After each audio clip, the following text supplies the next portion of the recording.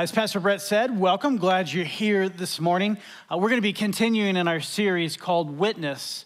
And the whole idea behind this series is we are looking at a firsthand eyewitness experience from John. And John begins to write what he saw with his very own eyes. And what we began together through this journey is looking at certain miracles or signs that Jesus got to perform that John experienced by watching. And so when we began this series, we looked at the very first one, which was Jesus turning water into wine. He was at a wedding, and while he was at that wedding, his mom basically said, "Hey, look, they're out of wine." And Jesus is like, "What do you want me to do about it?"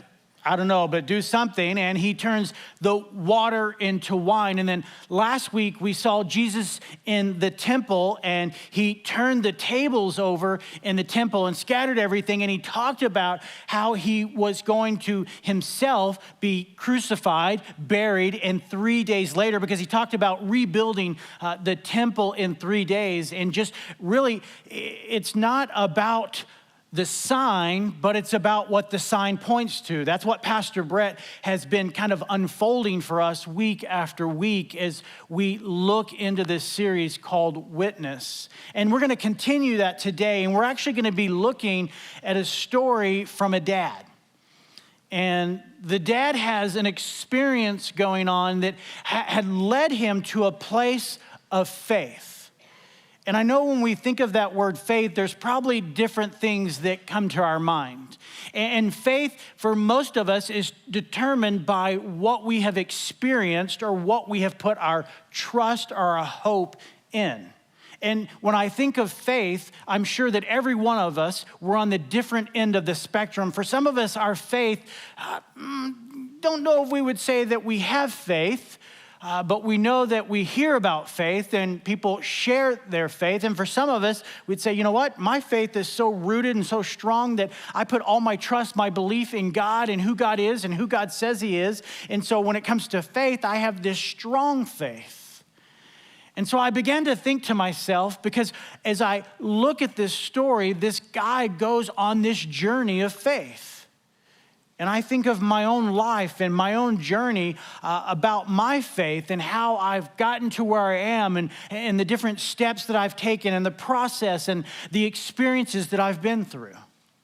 But when I really began to think about this idea of faith, I had to go to the only place that I could think of, and that was the internet, right? I mean, okay, so I'm the only one that went to the internet to look up this answer, so I did. And I went to the obvious choice, Wikipedia, and this is what Wikipedia says about faith. It says, faith is confidence or trust in a person, thing, or a concept. In the context of religion, one can define faith as confidence or trust in a particular system or religious belief. It also says that religious people often think of faith as confidence based on a perceived degree of warrant, while others who are more skeptical of religion tend to think of faith as simply belief without evidence. I thought that was interesting because, again, that's the definition of what Wikipedia says faith is. And so I thought, well, that can't be the only place that I look for the answer of faith, right? So I did look in my Bible, and this is what Hebrews chapter 11, verse 1 says about faith. It says, "Now faith is confidence in what we hope for and assurance about what we do not see." It's the hope or the confidence in what we hope for and the assurance about what we do not see. So again, when you think of that word faith, what's the first thing that you think about? I mean, what's the first thing that comes to mind? Maybe it's an experience. Maybe it's what somebody has taught you. Maybe it's what you've read. Maybe you would say, you know what, I'm in a season right now where I'm trying to determine or define what faith really looks like or what it means for me. And my hope is this morning that as we look at this story that's found in John chapter 4, and it's actually at the end of John chapter 4, that we can begin to understand this guy's journey and how that impacts us. and what it looks like in your life and in mine. So if you have your Bibles, I want to encourage you, John chapter 4, we're going to start in verse 46.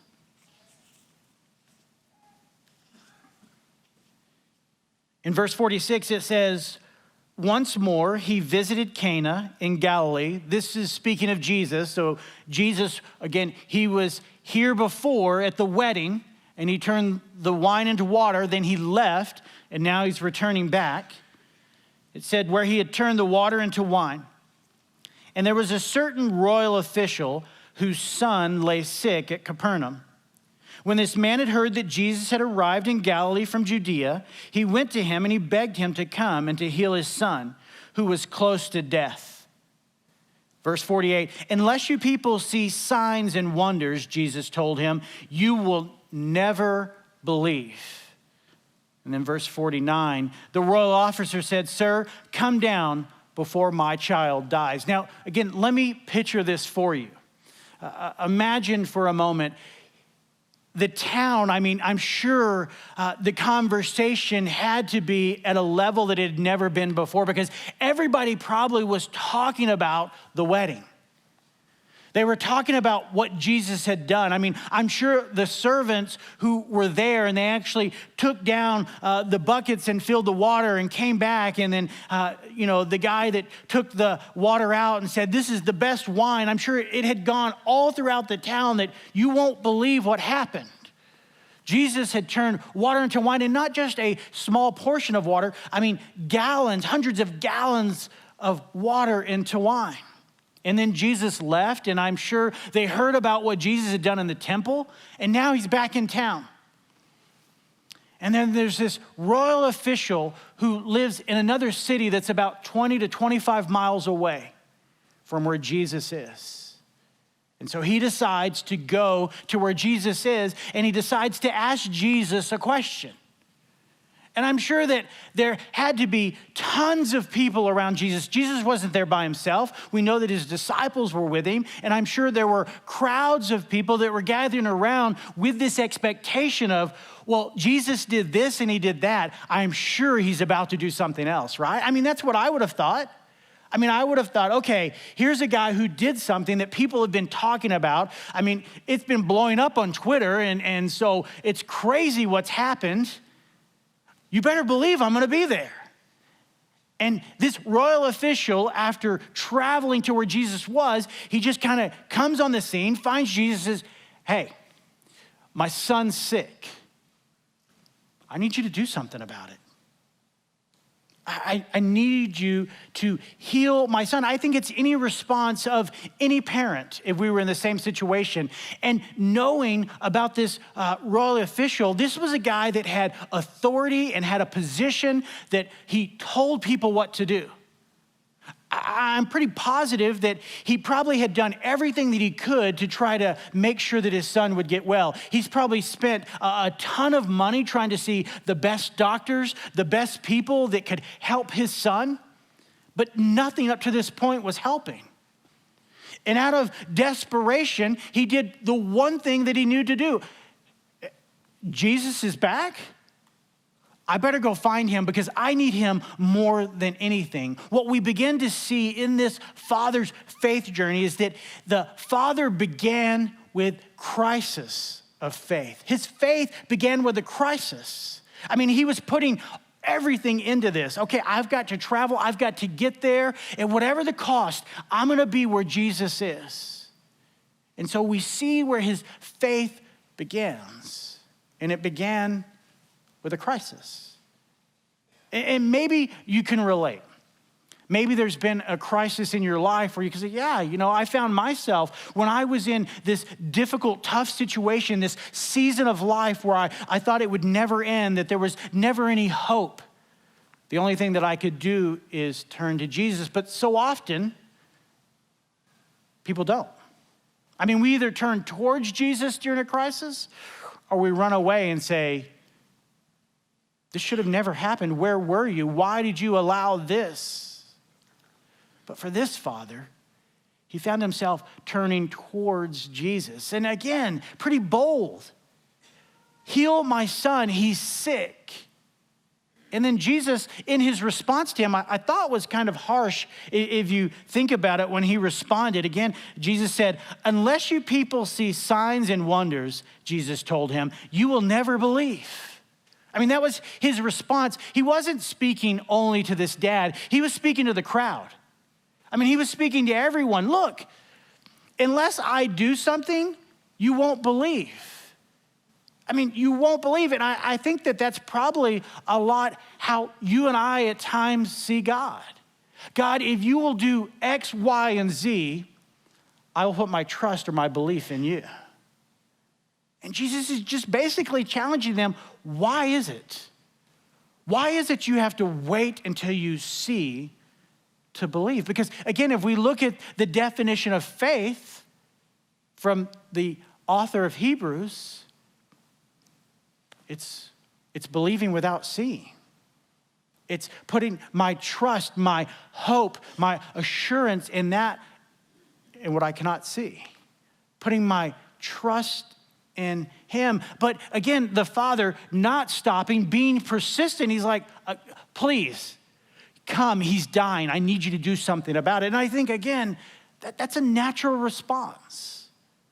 I mean, if I was in that situation of desperation, I would have done the same thing. Look, you don't understand, Jesus. Just get a picture for this for a moment. Jesus, please. This is my son. He means everything. I would do anything for him. Just come, because, I mean, you turn that water into wine. If you could do that, just think about what you could do for my son. Again, faith. I mean, I have confidence and faith that this chair is going to hold me. At least I hope it will, right? I mean, if I do fall, if it does collapse, please don't laugh at me, but I have the faith that this chair is going to hold me. And that's where this father found himself, his faith. He was putting everything into Jesus. This is my last hope, my last chance to see my son get well. And so his faith began with a crisis in his life. But it didn't stop. It didn't stop there, because as it continues on, listen to what it says in verse 50. Go, Jesus replied, your son will live. Just think about that for a moment. If you were this dad and you said, I need you to come. Forget what's going on here. Forget all these people. I know that they're all wanting something from you, just like I'm wanting something from you. But whatever they're wanting, it's not as big as what I'm needing. It's not as important. It's not as urgent. I mean, forget about everything that's going on there. Your attention needs to be right here, Jesus. And then Jesus, again, after he had answered him once, and then he begged again, and then Jesus answered him again. I mean, I think about it. Your son will live. And then look at the man's response. The man took Jesus at his word and he departed. The man took Jesus at his word and he departed. I mean, it doesn't tell us that he argued with Jesus for a little bit. It doesn't say that he was like, listen, Jesus, I know you say go, but you don't understand. If you understood the severity of the situation, you would get up right now and you would go, you would leave everything else behind and you would come with me. But he said, go, your son will live. And the man's response was to simply take him at his word. And what we begin to see is this progression in his faith, where the crisis faith became confident faith, where he was confident in Jesus. Where he was confident to say, all right, if you say he's going to live, I take your word. I trust you 100%, and I'm going to go. But what's interesting is if you read the next verse, while he was still on the way, his servants met with him the news that his boy was living. And I want you, again, understand this, because here's where he was at. He traveled 20 to 25 miles to go and see Jesus. And he gets there. I'm sure he had to fight through the crowd to get to Jesus. And he gets to Jesus and he says, come heal my son. All you guys want to see are signs and wonders. Why is it that you have to see things to believe? Just believe. No, you don't understand, Jesus. Just heal my son. Okay, go, your son lives. And then he goes. But this idea of him going, he didn't immediately go because he still had to travel somewhere between 20 and 25 miles to get home. So more than likely, he probably stayed the night before he left the next day. So imagine as a parent, Jesus just said, leave, go, your son will be healed, your son will live. And then you go sit in a hotel and you gotta wait to leave tomorrow. I mean, it's not like he had a phone where he could just, hey honey, I just talked to Jesus and Jesus said he was gonna live, how's he doing? I mean, he couldn't pick up the phone. So again, being in that room, waiting until the next day to be able to leave, I'm sure as a father, he was probably pacing back and forth. Well, I wonder what's going on. I wonder if he's gonna be okay. I wonder if he's still gonna be alive when I get there. I mean, did I leave and when I left, that was the last time that I was ever gonna see my son? I mean, there's gotta be more, right? I mean, this can't be it. Man, I sure hope that Jesus is everything that everyone says that he is. And I sure hope that what he said is true. I mean, even in that moment where he was confident to take Jesus at his word, I'm sure there was doubt creeping in. I'm sure he was fighting the same temptations, the same things that you and I are faced with. Well, is my faith real? Do I really have confidence in who Jesus says he is and that he's gonna do what he says he's gonna do? I mean, am I really willing to put my faith to the test? Because that's exactly what the Father did. He said, okay, you say it, I believe it, and I'm going. And then he goes. I don't know if I could have done that. I mean, I probably would have, in the moment, and the crowd, and the hype, and the excitement, and all the tension in the air that existed, I probably would have been there and done the same thing, but then I probably would have gotten to wherever I was staying and thought, you know what? Let's just make sure. I'm gonna go back real quick and just kind of confirm with Jesus, okay, are you sure? I know you said, and I said, but are you really sure? But he didn't do that. And then it says that when he was on his way back, the servants met him out and they said, your son's been healed. But look what happens next in verse 52. It says, when he inquired as to the time when his son got better, they said to him, yesterday at 1 p.m, the fever left him. Then the father realized that this was the exact time at which Jesus had said to him, your son will live. So he and his whole household believed. This was the second sign Jesus performed after coming from Judea to Galilee. So even there in that moment, when they tell him, hey, your son, he's been completely healed. The fever's broken. He's well. There was still a little skepticism. Okay, when? When did he heal? Because I'm sure he thought, yeah, the fever probably broke, but yet, you know, you had to feed him and you had to hydrate him and help him get back to his full strength. But their response was immediately at 1 p.m. And then the realization set in. That is the very hour that Jesus said, go. Your son will live. And again, we see this change in his faith where it moved from a confident faith to a confirmed faith. That it was there that his faith was confirmed, that he knew that Jesus is who Jesus says that he is.